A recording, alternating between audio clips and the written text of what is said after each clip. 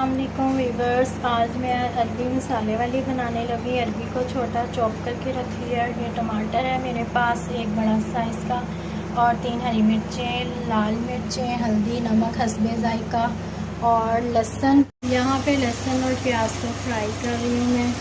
ये लहसुन प्याज फ्राई हो रहा है, और जब तक ये मसाला बनाना है हमने इसको फ्राई अच्छा सा करेंगे हम। एक लहसुन था, साबुत जवे हैं, प्याज बारीक सी काट। ये देखें व्यूअर्स, ये आग ऊंची फ्लेम जहाँ कर दी हमने।